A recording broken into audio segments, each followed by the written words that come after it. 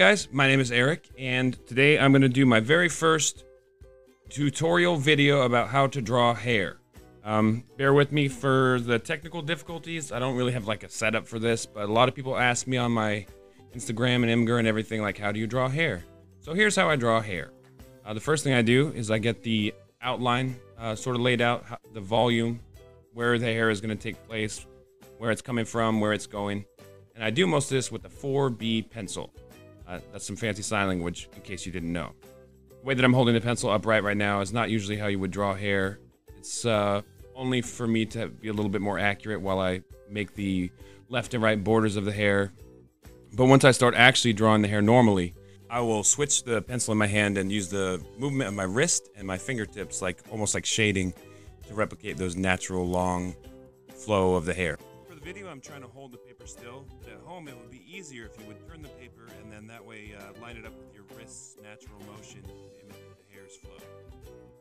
Alright, so once I get the outline all laid out, I'm going to go into a time lapse, and during the time lapse I will do the whole head of hair. A lot of people say only do one section at a time, and that works for them and it might work for you. I like to do the whole head of hair because if the hair is going to have layers that go over it in more random ways, it's hard to remove some of the marks that you made in your earlier layers or in the other sections if you want them to overlap, if that makes any sense. So as you're doing the hair, and the reason I stopped the time lapse to mention this, is you vary your stroke. Sometimes you use the side of the pencil, sometimes you use the tip of the pencil, you vary the pressure. And when you're doing the 4B as the background, don't worry about being too careful with every little thing you do. Right now the 4B is going to be like your light tones by the time you're done, believe it or not. And so they're going to be like in the way background and everything's going to be over them. You're not even going to see any of these lines really. It's just going to help you get an idea of what you need to do and then layer on top of that. So if you mess up here and there, I wouldn't waste any time like erasing and correcting every little mistake unless that mistake is going to make it more confusing when you start adding other layers. An important thing to keep in mind when you're putting all the 4B on is that you really don't want a high concentration of 4B in the areas that are going to end up being the darkest. And it seems kind of backwards, but the reason is if you put a bunch of 4B down and you just layer the whole paper with it, the areas that need to go darker, it'll have a hard time getting them dark because that sheen, that layer of the layer of graphite is stopping any further graphite from sticking to the paper. So when you do your first go around with 4B, you actually want your darkest spots to be kind of lightest. They end up lightest. So it's actually going to be darkest next to the face, but if you can see here in the drawing that I'm doing, it's actually a little bit lighter next to the face to leave a little bit of paper texture for me to put the dark stuff on later. And that applies for the whole thing. The reason I wanted to make a video is that I learned from YouTube videos how to draw from some awesome artists on here. But one thing I was frustrated about was that they were never completely narrated. There was always something that like I didn't quite understand or didn't quite know. So I'm sorry if I'm talking too much. I'm just trying not to leave anything out. So I don't know why I didn't stop the time lapse here. I should have, but what you'll see me do now, after I get the whole head drawn in, is I'm going to come over it with the blending stump. That's what I'm doing there. And with the blending stump, you just want to kind of comb the hair, smooth it out. Don't grind it in or cause any smudges with it. You just, with even strokes, just like you're drawing hair, just blend it together and you'll start to see the hair actually start looking a little bit more like hair. The left side is done with all the 4B. I've started the right side with 6B, skipped ahead 6B because it's actually going to be way darker. And in this shot, you can see what I was talking about, how the darkest hair is actually a little bit lighter at this point to not take up all the paper texture. Okay, so now both sides have been drawn in and lightly blended. I'm going to basically start with my second layer, which will be a 6B on the left side where it's going to end up lighter, and an 8B on the right side where it's going to be darker. So what I'm doing with the layer is I'm trying to get my midtones. Now the midtones are not going to be your absolute darkest areas, but they are going to be darker, and they are going to be starting to appear where the hair is either further from the light or where the hair is converging, coming together, etc. So after I get my midtones in, you'll see me come through with the blending stump, same as the first layer, just pushing the strokes together. If you look at the hair right now, you'll see that the hair on the right side is significantly lighter than the hair on the left. And the hair at the top of the right side, which I'm going to right around here, is actually lighter than the bottom. And that's because of what I was saying earlier, leaving that paper texture for your darkest values. So sometimes it looks real backwards when you're trying to work on this, and you just have to keep that in mind and plan ahead based on that. You know that when you come in with your dark tones, it's all going to be okay, and it'll make sense. So here's a smart thing I did. I just went ahead and left part of the image off of the screen entirely, but I'm blending it together over there. When you're drawing hair, you don't want to draw every individual hair. Don't even try. It'll take 2 million years. It'll scratch your paper all up. That's why I like to use soft pencils starting at 4B, because you make the varied strokes of some sharp lines, some dull lines, and then when you come over it with the blending stuff, it's just like magic, and it implies the existence of hair from the blended graphite. It's really cool how it turns out a lot of the time. If you guys get some time and you haven't already, make sure to check out my Instagram. I have all kinds of drawings on there, and I'm very not successful as an artist, so I'm very accessible. If anyone has any questions, I'm always available on Instagram and Snapchat. So what I'm doing here is something I like to do in my drawings and portraits. Is I'm coming over with just regular tissue paper, toilet paper. Let's not class it up, all right? Let's call it what it is. And you smoothen out the hair, and it just really like adds a more natural feel on top of your regular blending stump. When you use your blending stump, don't worry too much about smudges until you get to like the face. When you're dealing with hair, if you don't vary your strokes perfectly and you get some smudges, well, it doesn't matter. The highlights and the dark spots will get rid of those. So very easy to fix. Just like drawing a portrait with freckles. So now that I have my mid-tones in, I'm going to come back with a little eraser. I'm going to show two types of erasers. This is a Faber-Castell eraser pencil. It gets rid of bigger chunks. And I'm going to start pulling out the hair that is closer to the light. Just not trying to be perfect. Just trying to imitate a natural feel that accentuates the flow of the hair. Remember that highlights are always right above darker spots. And by keeping that in mind, you end up with very three-dimensional hair. It really stands out when the highlights are right next to the dark spots. It gives you that nice contrast. We'll go through different methods in this video for getting smaller highlights. I would not recommend the Faber-Castell eraser pencil for anything detailed.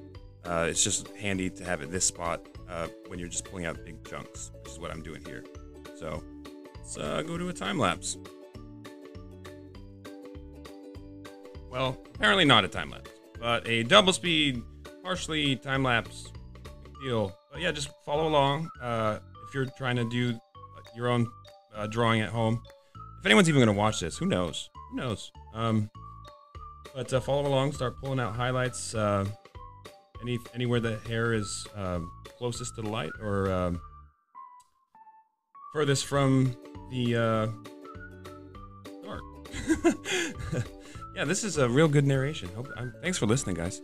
So now I'm going to come back in with the dark tones. For the dark tones, you can tell by how short this pencil is. It's my favorite Dagon pencil for hair and almost everything, really. It's an oil charcoal pencil. Cretacolor makes it. Cretacolor. This one is Nero Soft. It's a number 2 Nero Cretacolor pencil.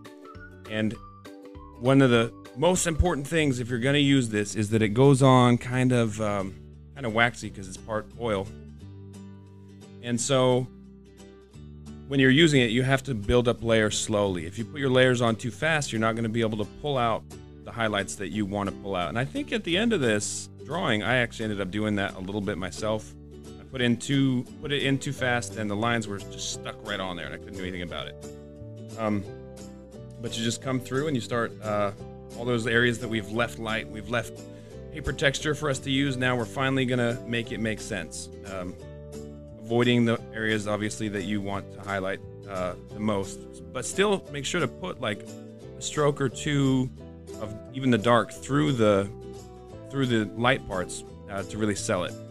And when you're trying to build convincing hair, it's important that there's a gradual decrease, or there's a gradual increase in darkness as you go away from the light. Can't be too abrupt unless you're talking about layers. The layer closer to the light can be lighter, but if you're talking about the same part of the hair, the same chunk or individual hair, it'll be brightest at one point and gradually get darker as you move away from that point and back into the hair, or away from the observer.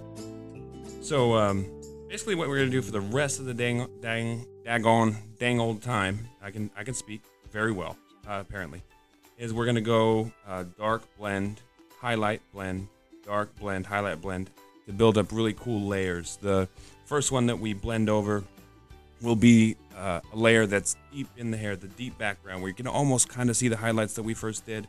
Not that well because we've blended over them so many times. And then the last one we do, we'll add some cool, my secret hair weapon on there in addition to our last round of highlights.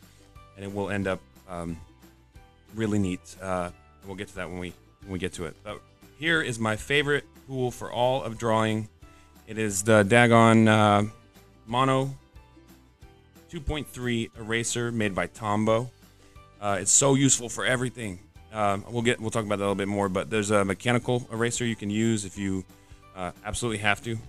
They're risky and awkward. And then again, the Faber-Castell eraser pencil. And those are my highlight tools that we're gonna use in the next little part here.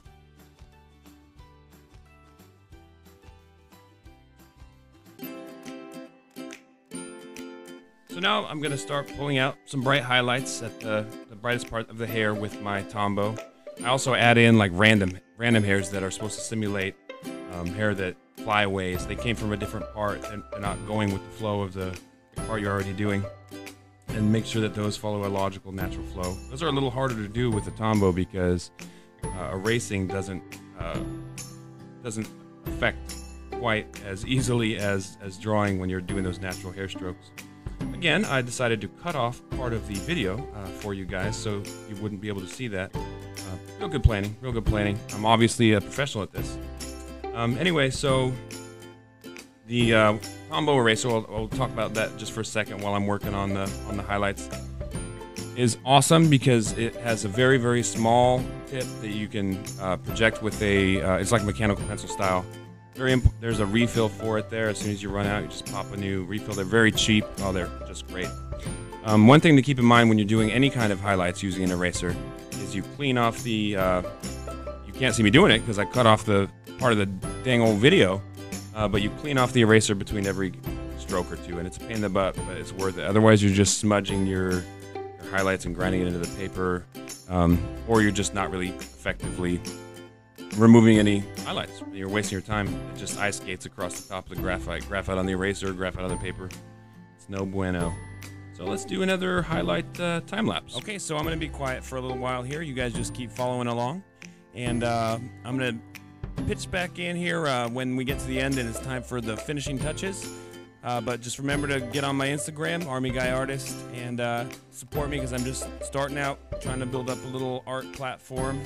I'm always available for questions, and I love to look at other people's art. So let's discuss. Anyway, I'm gonna shut up now.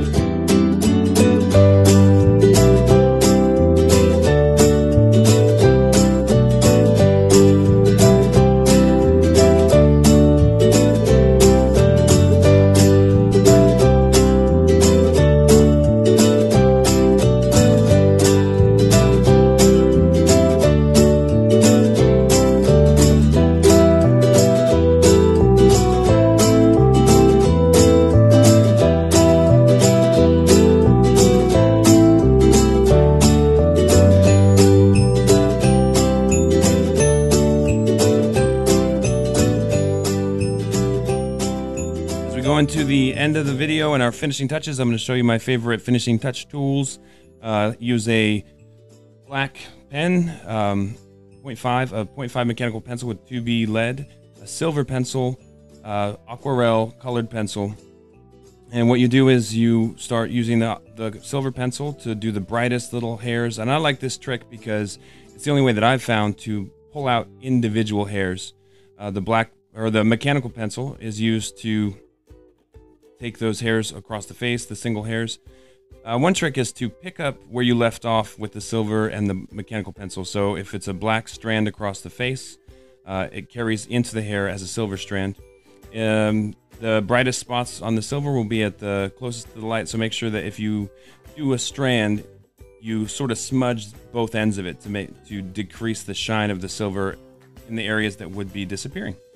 The black pen, certain areas, if it has too much graphite on it, it just absolutely won't take any fine detail. So I like to use a very light application of black pen in emergencies only. If you're doing repairs, to put some continuity back into the hair. If you've erased it and you've smudged it so much it's not taken no matter what you do, you can't even put like black colored pencil in. A black pen will help you imitate a few strands of hair that will make the whole chunk of hair look like hair again instead of a big amorphous blob. Thanks for watching my tutorial. Keep watching this stuff. I probably will put something up again, maybe never, and maybe no one will see this, but I bet my buds will. Enjoy my hair tutorial.